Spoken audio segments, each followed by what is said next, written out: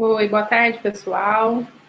Nós estamos estudando o livro Entre a Terra e o Céu, e hoje eu vou dar continuidade com mais um capítulo, que é o capítulo 13. Meu nome é Thalita Junqueira, sou geriatra, faço parte da Associação Médico Espírita, e nós vamos discutir um pouquinho, comentar um pouquinho sobre esse capítulo 13 que chama Análise Mental.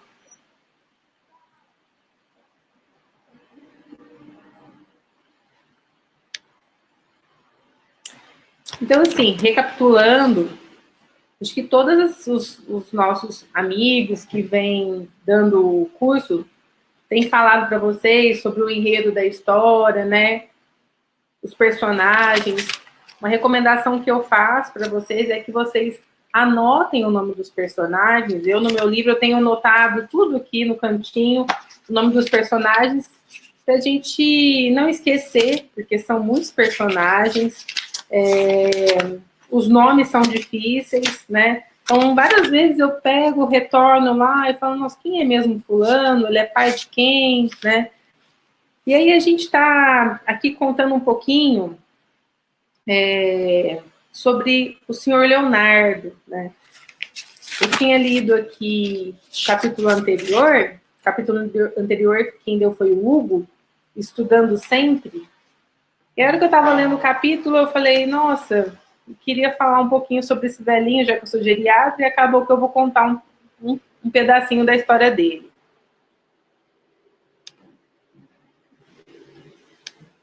A gente vê aqui que eles encontram o velho Leonardo, né?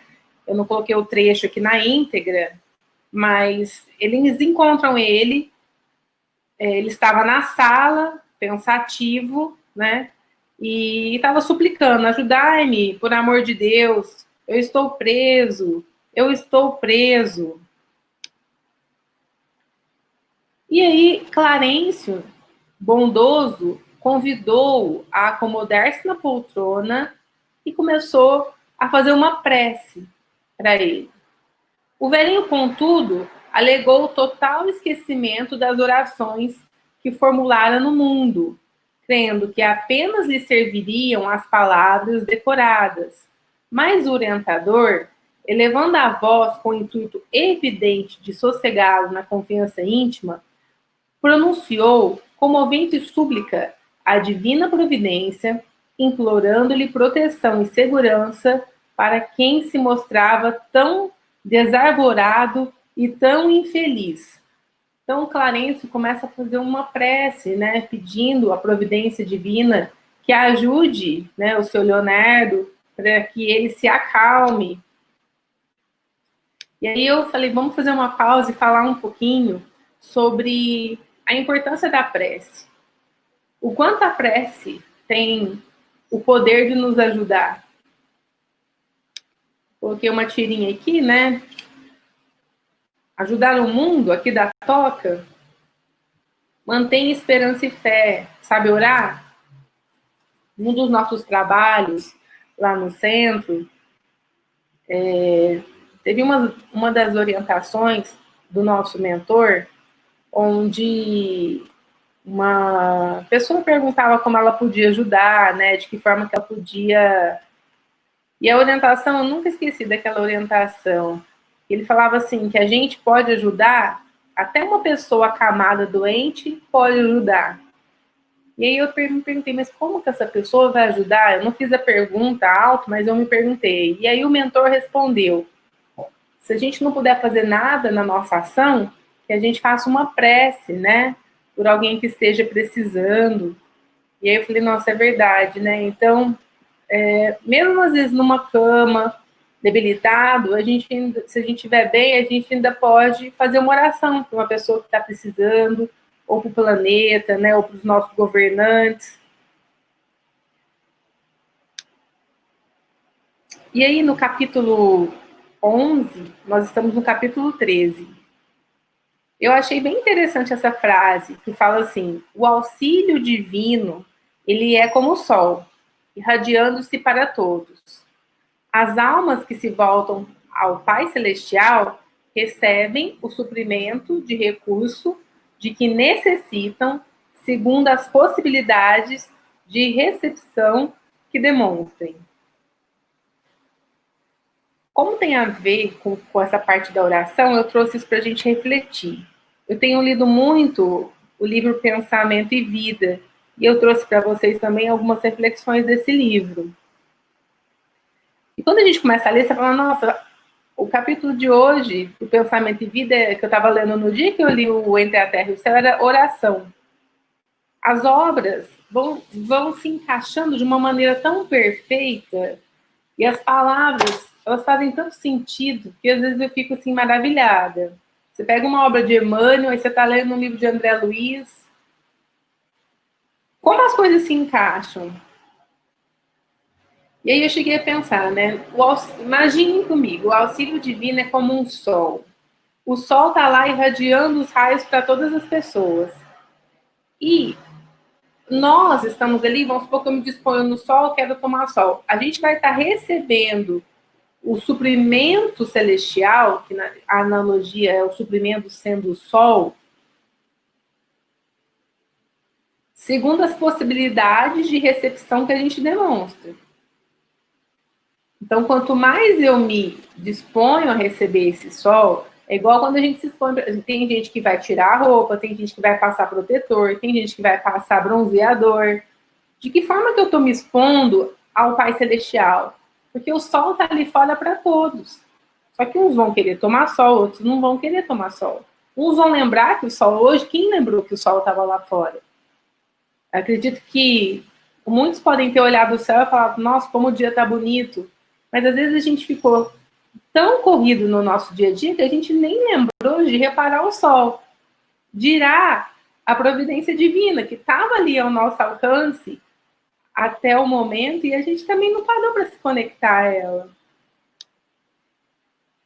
E aí o Pensamento e Vida fala assim, a oração é divino movimento do espelho da nossa alma no rumo da esfera superior para refletir-lhe a grandeza. Porque quando a gente ora, a gente está se ligando, né? Como se fosse um fio que nos liga a Deus. Imaginemos a face de um espelho voltada para o sol. Olha que são dois livros diferentes, autores diferentes, médiums diferentes, e eles falam a mesma coisa. Imaginemos a face de um espelho voltada para o sol, desviando-lhe o fulgor, que é brilho, na direção do abismo. Então, quando a gente faz uma súplica em direção ao sol, é como se os raios estivessem iluminando aquele abismo que a gente está, aquela aflição, aquele opaco, né? Porque quando a gente está numa situação de desespero, é como se a gente estivesse não na luz, né? E aí, imaginem comigo quanto a gente é beneficiado por uma simples ligação com a espiritualidade.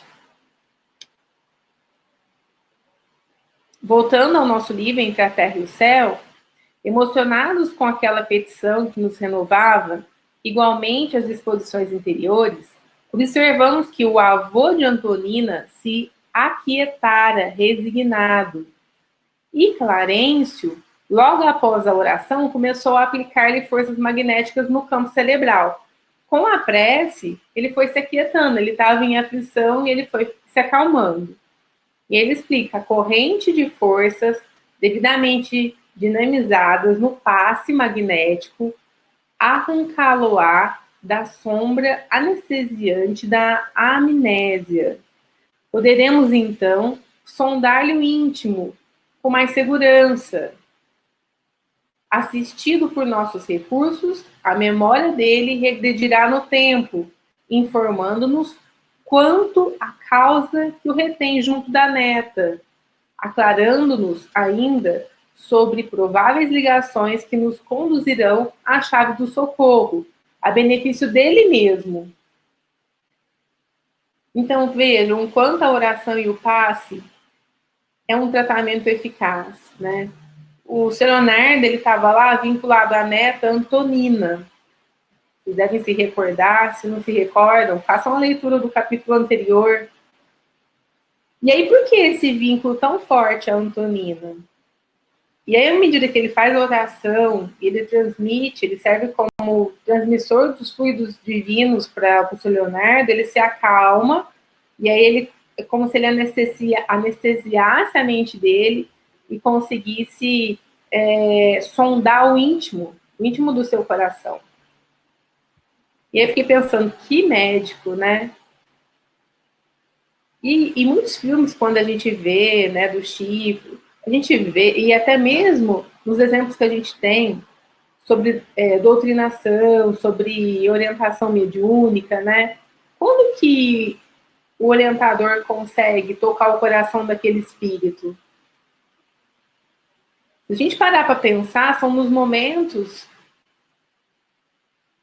de moral, né? Não sei se vocês lembram daquela cena do livro do... Não sei se vocês assistiram um filme do Divaldo, onde aquela irmã começa a conversar com o espírito, né? E o quanto ela toca o coração do espírito pela moral dela, pelo coração dela.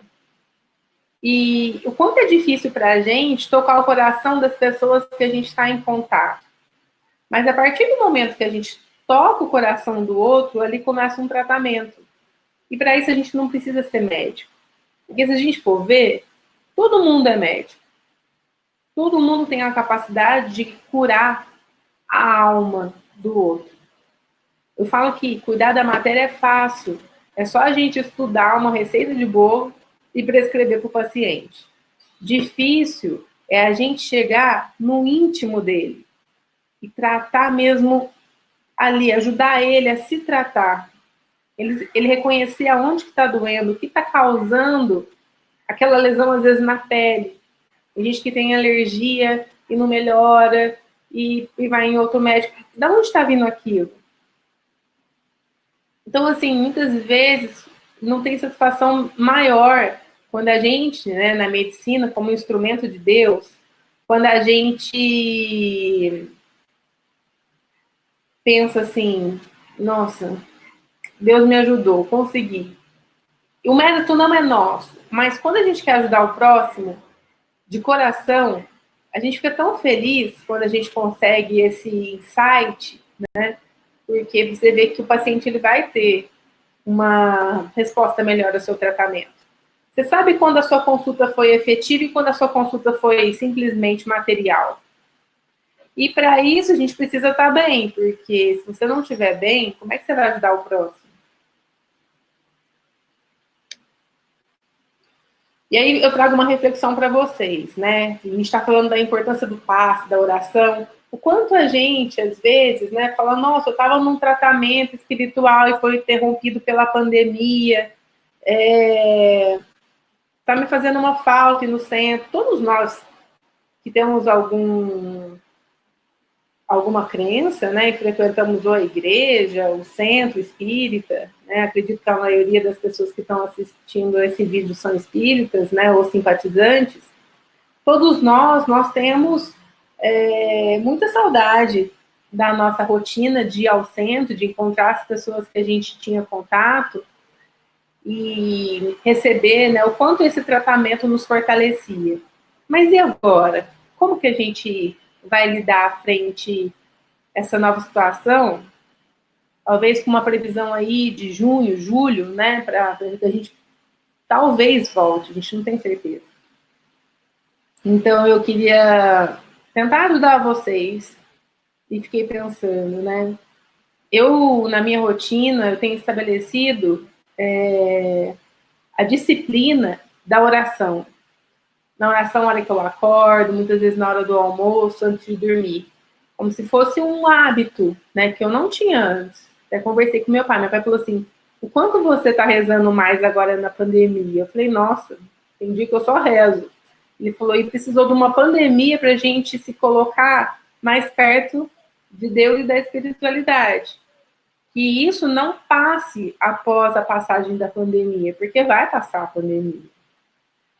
E o quanto eu tenho sentido a presença de Jesus na minha vida, o quanto eu sou grata por vivenciar essa fé e essa certeza de que Deus está nos amparando, independente dos obstáculos que a gente tem enfrentado. Então, eu oriento a vocês que tenham disciplina nas orações. Ah, mas eu vou sentar e vou falar? É um hábito. Eu vejo que as melhores orações que eu faço são as que são de coração, mas nem sempre eu vou estar inspirada ou com o coração aberto para falar o que eu estou sentindo. Mas se você não conseguir, fique em silêncio com Deus. Coloca uma música, né? Uma música bonita, uma música que te lembre de Maria, uma música que te lembre de Jesus. Cante um pedacinho, um trecho. Se conecte com a espiritualidade, com o seu mentor. Uma outra coisa que eu tenho feito também, além das orações, é a leitura de um livro. Então, como eu disse para vocês sobre o livro Pensamento e Vida, eu combinei com as minhas amigas de ler um capítulo por dia, são 30 capítulos. A gente acabou ontem, a gente vai começar um outro livro. Então, todos os dias a gente lia o capítulo e cada uma comentava na hora que pudesse, lá no WhatsApp, no nosso grupo. Ó, o capítulo de hoje a gente falou sobre enfermidade. Me chamou a atenção essa frase. Tinha gente que não comentava, tinha um dia que pessoas sem esse compromisso. Teve gente que não leu os 30 capítulos, mas que a pessoa tenha lido um terço do livro, naqueles 10 dias que ela leu, aquelas palavras ajudaram ela de alguma forma ou ajudaram ela a ajudar uma outra pessoa. Então façam isso. Se vocês não têm o hábito da leitura, chamem o marido, o amigo, o filho. Vamos ler um trecho de um livro todo dia, pequeno, uma página. A gente lê junto ou separado e a gente comenta. São tantos livros hoje que a gente tem disponível gratuitamente na internet. Isso vai te ajudar muito. Mas, especificamente, né, eu quis ajudar uma pessoa da minha família essa semana, né, e eu falei, nossa, eu posso tentar te dar um passe. E ela, como o seu Leonardo, não estava nem com cabeça para ficar lá para receber o passe. E na hora eu falei assim, ela falou, não tenho tempo, eu estou sobrecarregada, eu estou exausta. E aí eu falei, então que hora que você vai tomar banho? Ela falou assim, não sei. Eu falei, então todos os dias, na hora que você for tomar banho, você vai me mandar uma mensagem. E aí, naquele momento, eu vou te dar o passe. Porque aquele momento é um momento você com você mesmo. E aí ela mandou uma mensagem, estou entrando no banho. E eu falei, bom, Deus, me ajuda. Aí eu falei, coloca um copinho de água para você beber depois. E aí eu fui rezar por ela, naquele momento, né, que ela estava se conectada a ela mesma e à espiritualidade. E no livro Horizontes da Mente, tem um capítulo que eu gosto muito, que é sobre o banho. E eu vou compartilhar com vocês porque talvez seja interessante para algum de vocês. O contato da água no corpo provoca um estímulo magnético que percorre todo o organismo, deixando-o calmo e preparando para o sono reparador ou para as lutas do dia. O banho diário, quando encontra na mente apoio, torna-se um passe. Gente, olha como a inspiração foi perfeita. Graças à espiritualidade, na hora que eu falei isso para ela do banho, eu nem tinha lembrado desse texto. Mas depois, na hora que ela me ligou falando que sim, ela mandou mensagem, eu vou tomar o banho, eu lembrei desse texto e peguei ele e falei, eu vou abrir o Evangelho e vou ler esse capítulo aqui alto e vou mentalizar. Então, pense que o banho, quando se encontra com a mente, com o apoio da mente, e a gente estava sintonizada a isso, o banho é um passe. Além das virtudes curativas da água, enxertar-se-ão fluidos magnéticos, de acordo com a irradiação da alma. Então, a gente pode, na hora, não precisa uma pessoa estar te dando passe. Imagine que ali você vai receber os fluidos da espiritualidade, porque vocês sabem, comprovado cientificamente, com experiências da física, que a água, ela é um transportador. E ela é curativa. A água do banho limpa, ainda é quente. Como a gente sai reconfortado, restabelecido após um banho, não é? E aí ela fala assim, Por esse motivo, banho e passe conjugados são uma magia divina ao alcance das vossas mãos. O chuveiro seria como um médium da água. E a água, é o fluido que vivifica o corpo. Poder-se-ia vincular o banho ao passe. E ele poderá ser uma transfusão de energia eletromagnética, dependendo do modo pelo qual pensais. Por isso eu faço um convite para vocês. Toda vez que vocês forem tomar o banho, e a gente tem tomado tanto banho nessa pandemia, mentalize que vocês estão recebendo os fluidos da espiritualidade através daquela água. A disciplina dos nossos pensamentos, ela é uma fonte de bem-estar na hora da higiene do instrumento carnal. Eu não sei se vocês já sabiam disso, mas quando eu li, né, quando eu aprendi esse capítulo, me chamou bastante atenção. E um dia eu fui dar uma aula na creche Lar do Alvorecer para as senhorinhas que a gente tem contato. E no retorno, uma delas me disse assim, que ela estava com tanta dor, que ela não tinha remédio, que ela entrou no banho e que depois ela melhorou. E aí aquele primeiro parágrafo que eu li, né, que quando a gente se dispõe ao sol, de acordo com o nosso merecimento, a gente vai receber, e ela recebeu. Né? Então pensem sobre isso. Eu até coloquei um desenho aqui para ficar ilustrativo, né, nessa parte que a gente está relaxando, mas eu queria que vocês pensassem que o chuveiro seria o médium, né, com a imposição das mãos. E que a água, os fluidos eletromagnéticos descendo e fazendo essa limpeza no nosso corpo. Eu tenho certeza que se vocês fizerem esses exercícios que eu estou orientando, vocês vão se sentir melhor, porque eu tenho feito e eu tenho me sentido muito grata a Deus pela ajuda. Não esqueçam de fazer a prece quando vocês puderem no dia, de fazerem uma leitura, de ouvir uma música e de tomar o banho como um passe, né? Nessa troca de forças eletromagnéticas.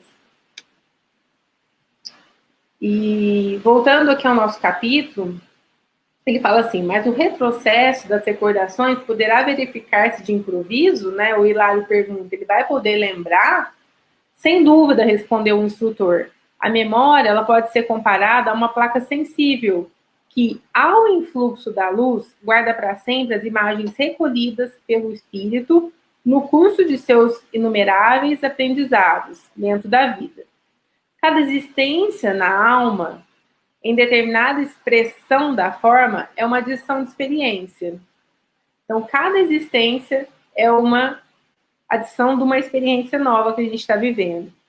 Conservada em prodigioso arquivo de imagens que se superpondo umas às outras jamais se confundem.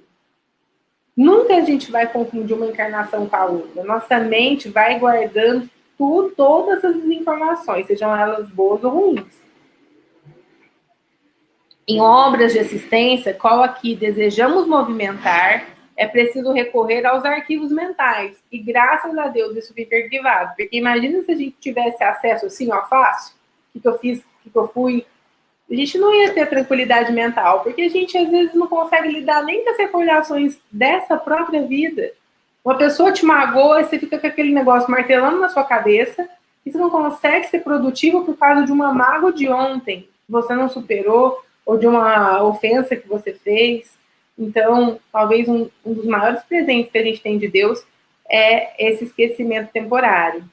Ele fala, então, que nessas obras de assistência a gente pode acessar esses arquivos mentais de modo a produzir certos tipos de vibração, não só para atrair a presença de companheiros ligados ao irmão sofredor, que nos propomos a socorrer, como também para descerrar os escaninhos da mente nas fibras recônditas em que se detêm as suas aflições e feridas invisíveis. O que isso quer dizer? Através da prece do passe, eles vão ter acesso ao íntimo, lembra que eu falei, do paciente? naquele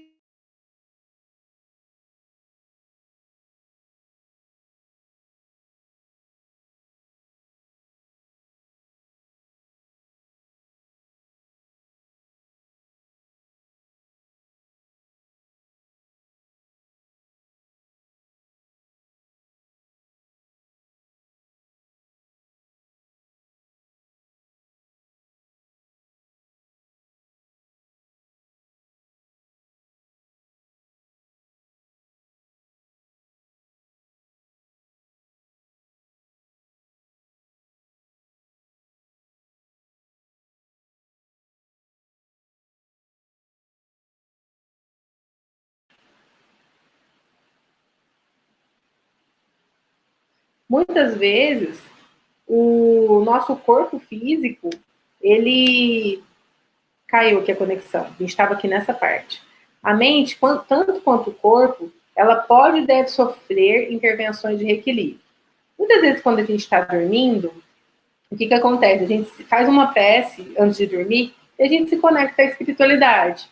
O nosso corpo físico, ele pode receber fluidos e doenças são reparadas sem a gente nem saber que ia apresentar. E o nosso espírito também, eles podem sofrer intervenções para reequilíbrio. Mais tarde, a ciência humana evolverá. Mais tarde, a ciência humana evolverá em cirurgia psíquica tanto quanto hoje vai avançando em técnica operatória, com vistas às necessidades do veículo de matéria carnal. E aí eu gostei disso. No grande futuro, o médico terrestre, ele desentanhará um labirinto mental com a mesma facilidade com que atualmente extrai um apêndice condenado. Imagina, se Deus me permitir, eu quero voltar à médica nessa fase aqui, porque não vai ser nessa encarnação, né? Tá muito longe disso. Imagina você ter acesso a esse labirinto mental dessa forma. Hoje a gente vê, né? Eu brinco que daqui 5 encarnações eu quero voltar psiquiatra. Nessa vida eu vim geriatra, mas eu quero estudar muita doutrina espírita, e daqui umas 5 encarnações eu quero voltar psiquiatra para vivenciar um pouco esse labirinto mental. Para mim, nessa vida seria muito difícil. E aí, eu vivi 5 encarnações, eu vivi uns 80 anos cada encarnação, vai demorar mais de 500 anos. Olha, quando a gente tá, eu tô longe disso, né? Mas quando eu vejo, né, quando eles falam esse livro, imagina, de quando foi escrito esse livro para hoje, 2020, e ele fala, num grande futuro, para mim, bota grande isso, mas o meu objetivo é esse, se Deus quiser, daqui não sei quantas encarnações eu quero vir e poder ajudar os pacientes dessa forma. Eu fico, assim, apaixonada pela capacidade dos médicos da espiritualidade. Eu fico fascinada mesmo. E aí Clarencio fala sobre Freud, né? Porque ele comenta, nossa, Freud, né? Ele fala que Freud, ele vislumbrou a verdade, mas toda verdade sem amor é como uma luz estéril e fria. Não bastara conhecer e interpretar. É indispensável sublimar e servir. O grande cientista observou aspectos da nossa luta espiritual na senda evolutiva e catalogou os problemas da alma, ainda encarcerada nas telas da vida inferior. Ele assinalou a presença das chagas dolorosas do ser humano, mas ele não lhes estendeu o eficiente bálsamo curativo. Ele fez muito, mas não fez o bastante. E olha que Freud, naquela época, a gente não consegue entender até hoje o que muito do que Freud escreveu. É difícil para a gente na medicina física, né? E aí ele volta a falar, o médico do porvir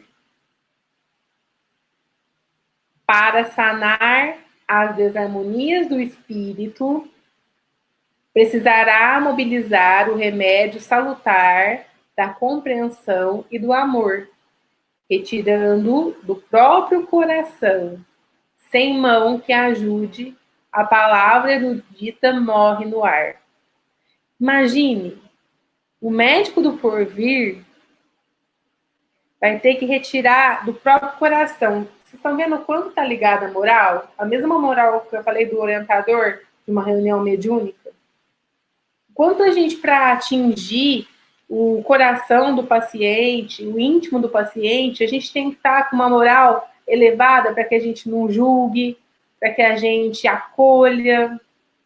E a vida, ela é uma verdadeira escola mesmo. A gente tem que ser muito grato por todas as reencarnações que a gente tem.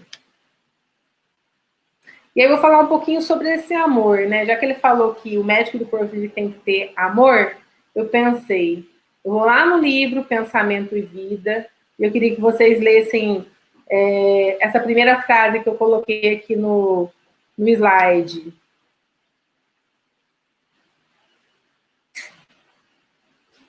O amor puro, ele é reflexo do Criador em todas as criaturas.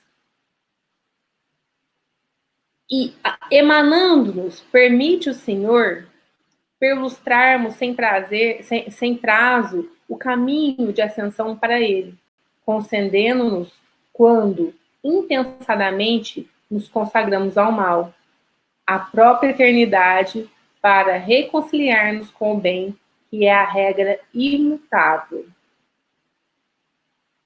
Eis porque Jesus, modelo divino, enviado por ele à Terra para clarear-nos a senda, em cada passo do seu ministério, tomou o amor ao Pai por inspiração de toda a vida, amando sem a preocupação de ser amado e auxiliando sem qualquer ideia de recompensa.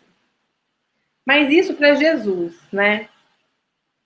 Imagina, amar sem esperar ser amado e auxiliar sem qualquer ideia de recompensa.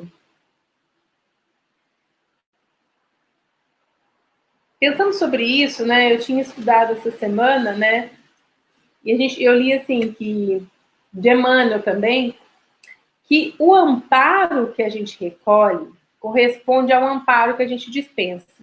Quanto mais a gente dá, mais a gente recebe. E o amparo que a gente dispensa, ele está invariavelmente seguido de muitos acréscimos potenciais para a hipótese de nos fazermos mais úteis. Então, se eu tenho no coração a vontade de estudar, eu vou lá e empurro esse carro com a minha força. E o carro tem que andar mais, a espiritualidade dá um empurrão mais forte através da nossa ajuda para que a gente se faça mais útil, né? Não nos esqueçamos, pois, de que o auxílio que prestamos às criaturas, sem exigência e sem paga, que é o que Jesus fazia, né? Auxiliar sem qualquer ideia de recompensa. Olha o que ele fala. É a nossa rogativa silenciosa ao socorro divino. Quando a gente ajuda alguém sem esperar nada, isso é uma rogativa silenciosa ao socorro divino, que nos responde com a luz da cooperação e do suprimento. A gente recebe muito mais. Quando a gente faz um serviço beneficente, a gente sai de lá com o coração tão aliviado, tão feliz, porque a gente está recebendo da espiritualidade o triplo, o quádruplo, sei lá quanto mais, daquele pouquinho que eu fiz de coração. Mas tem que ser de coração, né? E fico maravilhada com essa situação de Jesus, né? Principalmente porque na questão 621 do Livro dos Espíritos, ele fala, né? Onde está escrita a lei de Deus? E ele fala que é na nossa consciência. E na 625, ele fala qual é o tipo mais perfeito que Deus ofereceu ao homem como um guia e modelo. E a resposta só é Jesus. Gente, o maior presente que a gente tem nessa encarnação foi ter recebido Jesus como exemplo. Porque naqueles momentos que a gente não sabe o que faz, o que a gente tem que fazer? Eu sei que a gente está tão longe de Jesus, mas a gente sabe que o certo, ele é o exemplo de Jesus. Por isso que eu gosto de estudar tudo de Jesus. E quanto mais eu estudo, mais eu tenho certeza do que eu tenho que fazer. Mesmo que eu não consiga fazer, e muitas vezes eu não consigo fazer. Mas daí eu já falo, meu Deus, me dê força para que eu faça. Um dia eu quero fazer, um dia eu vou chegar lá. Um dia a gente vai conseguir, tenho certeza.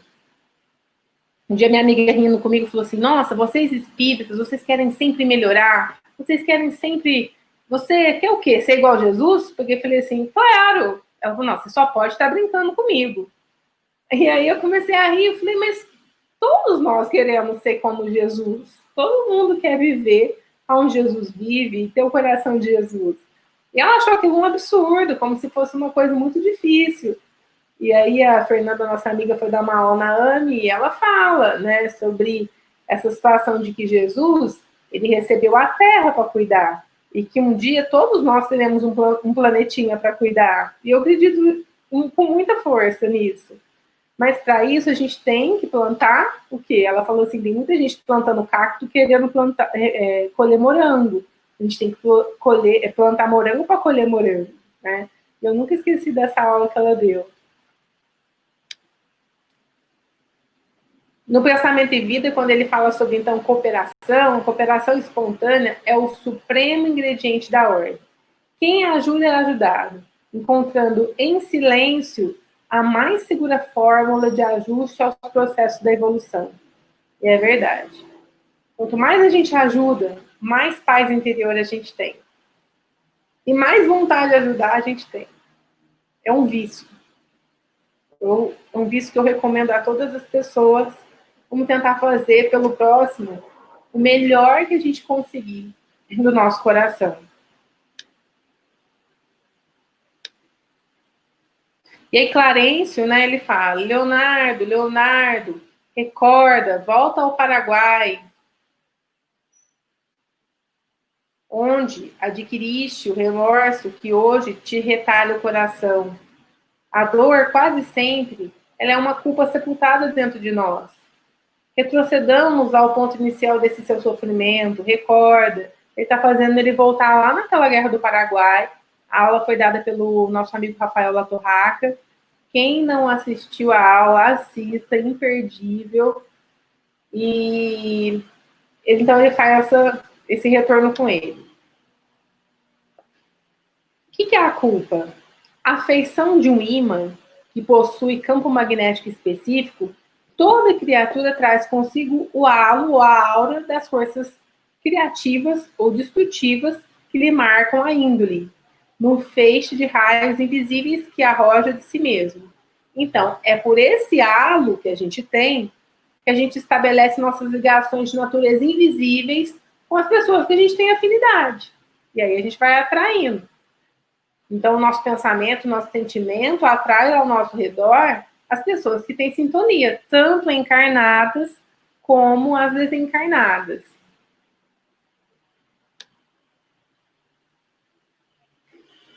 Operando a onda mental em regime de circuito, por ela incorporamos, quando moralmente desalentados, os princípios corrosivos que emanam de todas as inteligências, encarnadas e desencarnadas, que se entrosam conosco no âmbito da nossa atividade e influência. Daí as nossas angústias, os nossos sofrimentos, muitas vezes a gente está sofrendo, a gente fala, eu não sei porque eu estou sentindo isso, mas por que a gente está se conectando?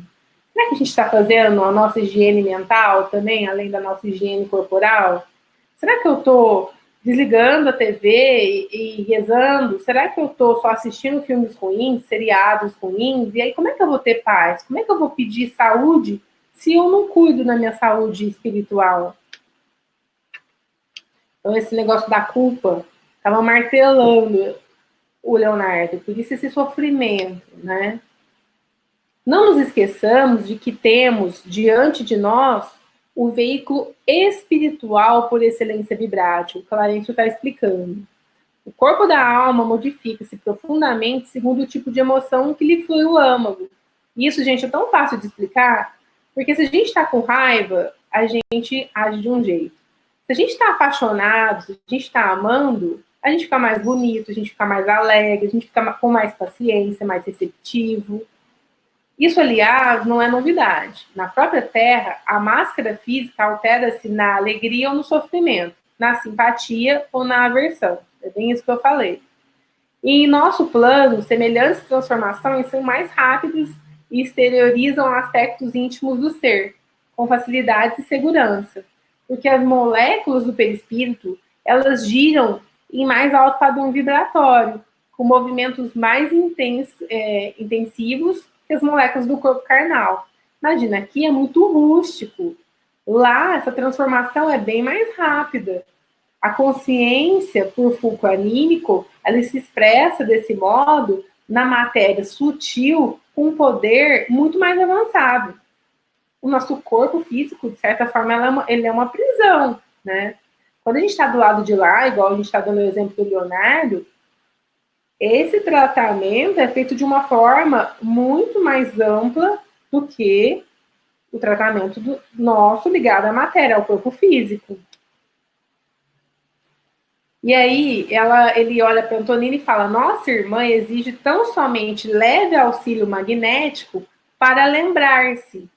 Basta-lhe a emotividade anormal do reencontro para ela cair na posição vibratória do passado, de vez ainda que ela não se encontra quitada com a lei de Deus.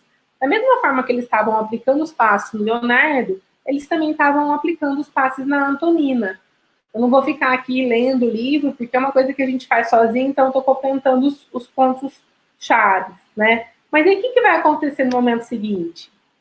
Reparem, Antonina é Lola e Bahuri, reencarnada. Vocês lembram da Lola? Lá na Guerra do Paraguai, casada, né, com ele. Leonardo estava vinculado a ela por laços de imenso amor.